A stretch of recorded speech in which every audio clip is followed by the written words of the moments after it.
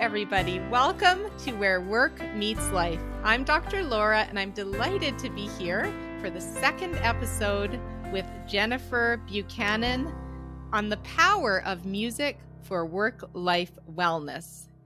Jennifer Buchanan is a prolific music therapist, speaker, author, and business leader. She founded JB Music Therapy 30 years ago. She has 3 books that are amazing in the area of music therapy. And in the last episode, we talked about her latest one on wellness, Wellplayed, about using your playlist with purpose. And today we're going to dive a bit more into the topic of wellness and music's role in impacting our mood, our memory, our productivity, and other elements of ourselves. So welcome back, Jennifer. Thank you for having me back. It's my pleasure. Now, I want to know, because you've worked in all kinds of settings, medical, educational, etc. I want to know how you've seen music improve people physically, first of all. That's great, because it is really holistic, and it can tap into so many different areas of our life. I would think probably the best example I can give is one of the areas that we work is in neuro rehab. And so this is where someone has sustained some form of brain injury or stroke. And one of the things that may be a challenge afterwards, it could be, fine motor movement, it could be gross motor movement, it could be walking, maybe your gait, maybe you've got a little bit of a limp. And what we are finding is when you add in elements of music, so that could be the pacing, like the metronome, the timing of how it goes, to the actual genre, that preferred music style that someone loves, that we have seen somebody go from having a hard time finding that gait, that consistent gait, to being able to almost dance and become rhythmical in their movements. So we see that very often in the clinical setting. And what tends to happen after that is when that person feels that motion again in a way that is the most familiar and desired for them, that their mood changes and is uplifted, which gives them that motivation to keep trying and doing it for a longer period of time. And anyone here who's recovered from anything, that it's often, doing all your exercises for a longer period of time is really key to healing, but it's also one of the things that is the hardest to do. No kidding. And I think we can all relate to music getting us going in the gym, getting us going if we're going for a jog, etc. But to heal after, injury or brain injury or stroke, I mean, that is just so powerful to hear about. Now, what about mentally? So we've talked a lot these days about mental health challenges during and post-COVID. It's been especially tough for a lot of people. How have you seen music help people with their mental wellness and resiliency, Jennifer? So music has this incredible capacity to act like a drug on our system, and you hear, around the hormones and neurotransmitters that affect us. So you hear about the words dopamine, for example, in that feel good, oxytocin, which is that social bonding hormone that can be released in our system, and serotonin, which is the one you don't want to get too low because you start feeling low. And there's this nice window of where serotonin needs to reside.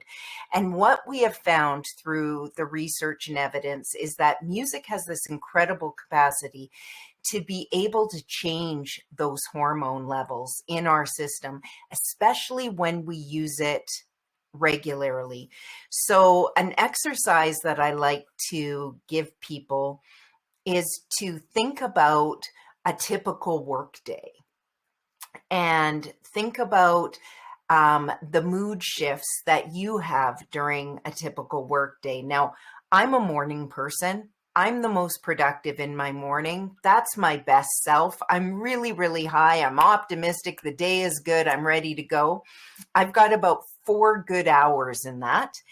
And then I start to come down in my afternoon. This is just me. I know there's people out there right now that it's the morning they're trying to work at, but don't worry, this premise will work for all of us.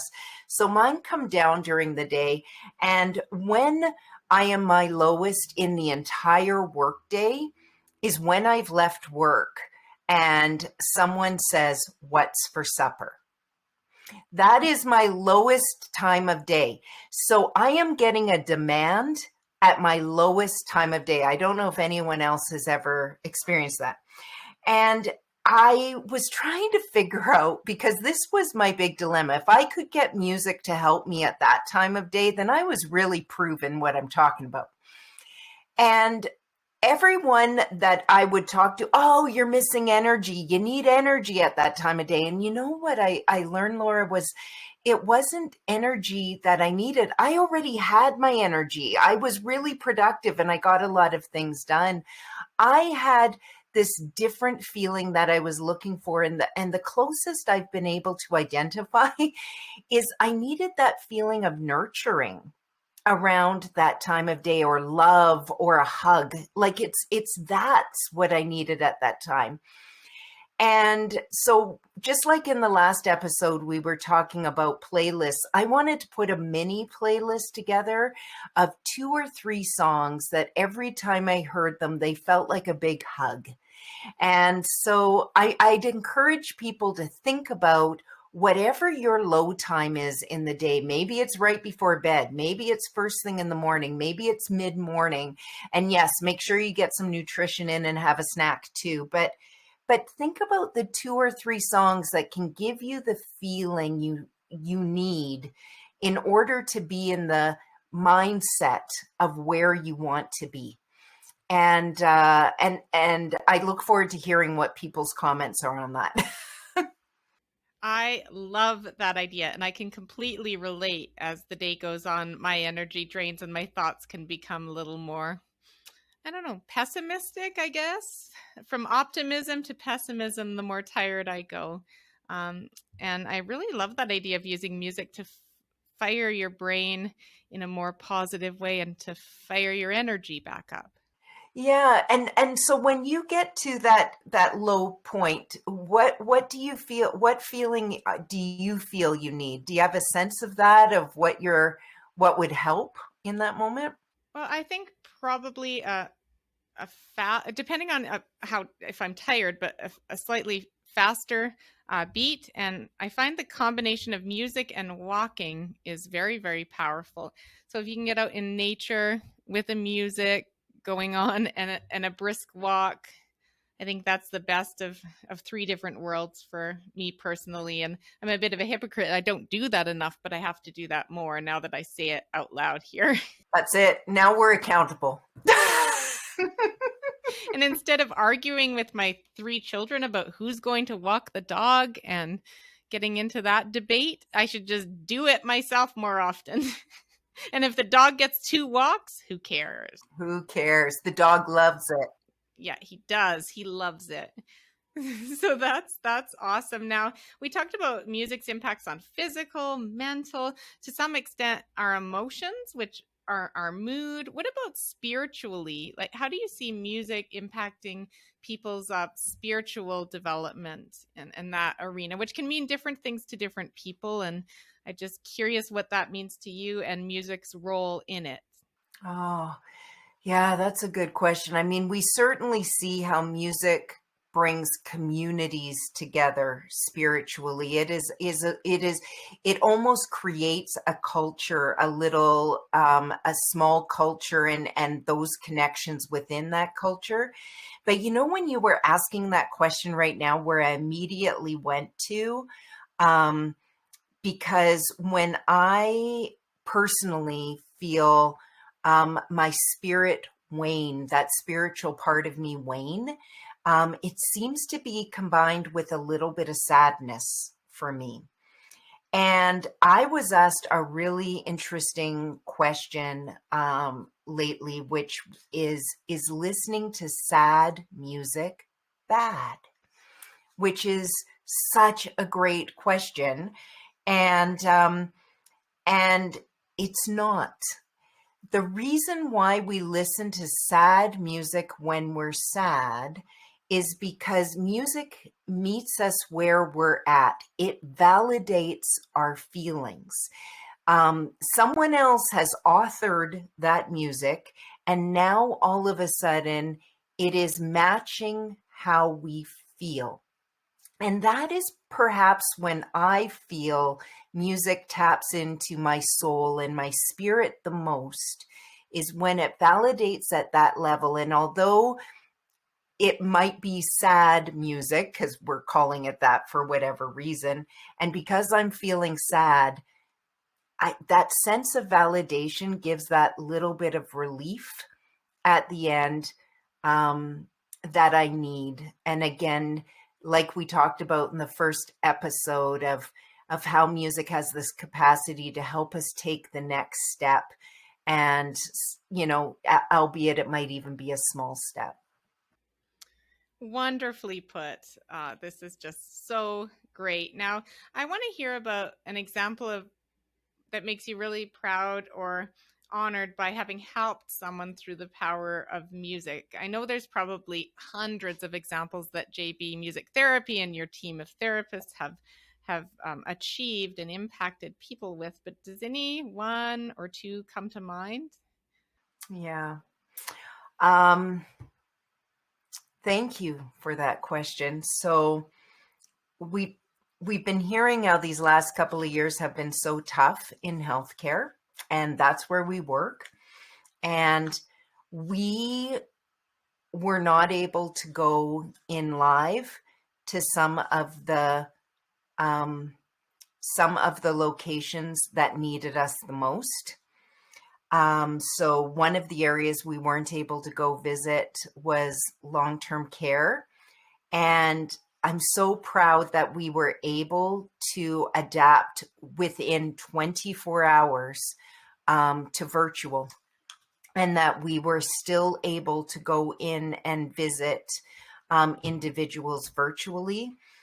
I was also blown away and surprised, to be honest. We worked in person in ICU during all of COVID.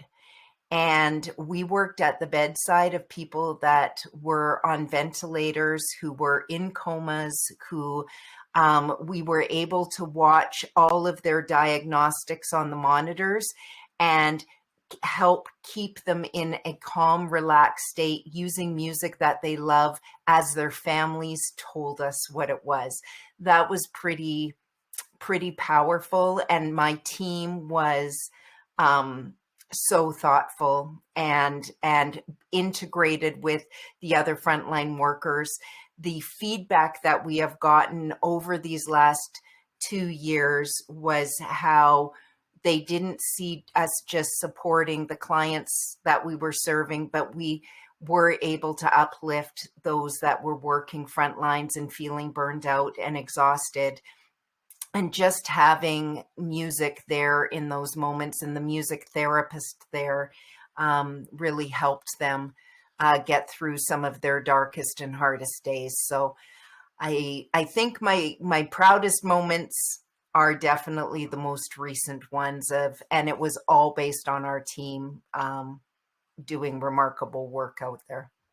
That's excellent to hear. And I'm so glad, Jennifer, that was enabled and allowed in the ICU. Because with all the restrictions and whatnot, I remember one of my close friends lost her mother, and they only had one person allowed in at a time and all this stuff. And, so to hear that they allowed the music therapy as a form of healthcare at the bedside is very, very good to hear. Yeah, it was very good. And based on our years of relationship, right? It wouldn't have been something we could have just gone in and done, but the years of relationships and showing what was possible gave us that opportunity. And Yeah, it was hard and wonderful. Hard and wonderful at the same time. Sounds like life, right? um, what's been your own greatest challenge when it comes to your own work-life balance or wellness? Because we like to talk about work-life wellness on this podcast, and I ask every guest that. So what has been your challenge having so much on your plate, Jennifer? My greatest challenge is how much I love working. Like, I love work. I love it. Like, to the point where I have to be careful because I've got like relationships that I also need to care for in my life. And so ensuring that I put I make the necessary time to nurture those relationships, because it's very easy for me to get so deep into my work and all the projects that I'm doing. Um, and you know, even though I know I'm probably never going to retire, I'm sure you might be able to relate to that. Like, I just don't even have that word in my vocabulary because I can't even imagine what that would be like. Um, but I also know that my relationships, they are so incredibly important, and always carving out the right amount of time, the right amount of meaningfulness, the intention there, putting it there, and not just in my work. That is definitely my greatest challenge. And how have you worked on overcoming that challenge? Have you put anything into place or had any tips that helped you? Any people that have helped you become better at that? Hmm. Um, this is so both my kids have moved away from home. They live in a different province, and I've always worked while they were growing up, and now that they've left, and I did go through that little moment. Oh, now I've missed it. I've missed my time with them. And this is when I'm incredibly grateful for technology. So whether they like it or not, they get a text almost every day. I don't know if they love it or not. Um, Definitely those FaceTime moments where we can do a video chat, those are happening, and keeping connections and booking our visits. So every time we do a visit, we book the next in-person visit. So that's been really critical with the kids. Both my husband and I are now living at home, or living at home. We've always lived at home, working at home. And so we've got 3 floors in our house. So he has occupied the top floor, I'm the bottom floor, and we meet for lunch. So that's been a time where we didn't used to meet at that time, but we're actually like cooking and eating together. So that's kind of cool. I think that's awesome. And I think that's, for as many challenges as COVID, cost us, it's added the ability to work remotely. And I find that it just opens up more time to do things like that, and to go for a walk and to work out. And it just, saving that commute is so big. It has been. Yeah, it's tough now that things are starting to get a little busier again. So maybe we'll have to have another conversation in a year from now. Yes, absolutely. Now, what's one book and one podcast that you'd recommend for people wanting to understand more about music and its impact on well-being?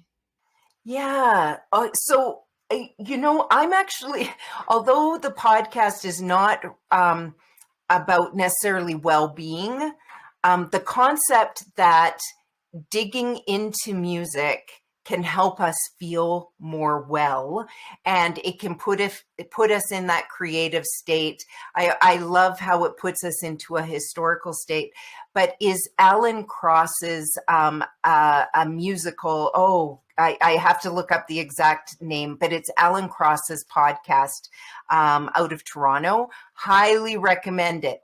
He will take you through every journey around your music history. Again, I hate to to say this is mostly for the Gen Xers, but it kind of is.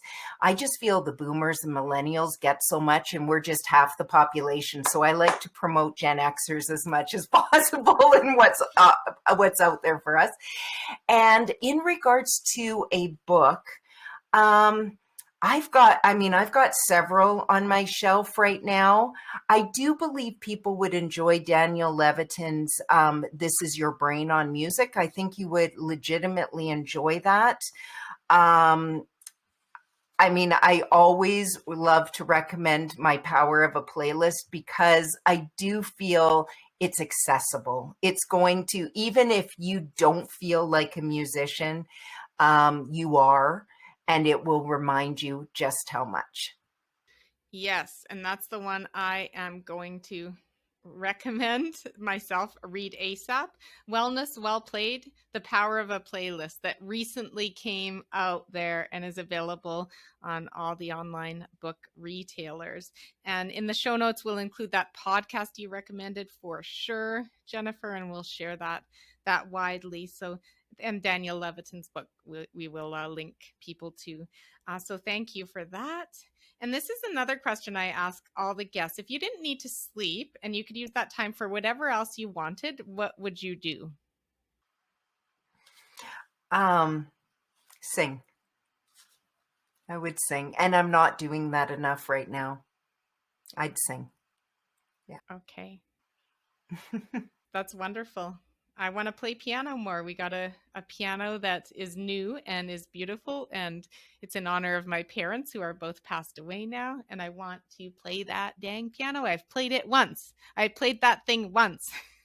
So here we go. So I think, okay, you do that. I'll come over, you play, I'll sing. We'll figure this out. This sounds great. I used to teach piano. I can get it together. My son plays at a beautiful, beautiful level, and he fills the house with music. Sometimes during conference calls and stuff, which is not ideal because this grand piano fills up the house. But I played Fiora Lisa on it once. Like, that's it. And I got this thing a few months ago. So yeah, you're going to come and sing and I'll play, and that'll be that.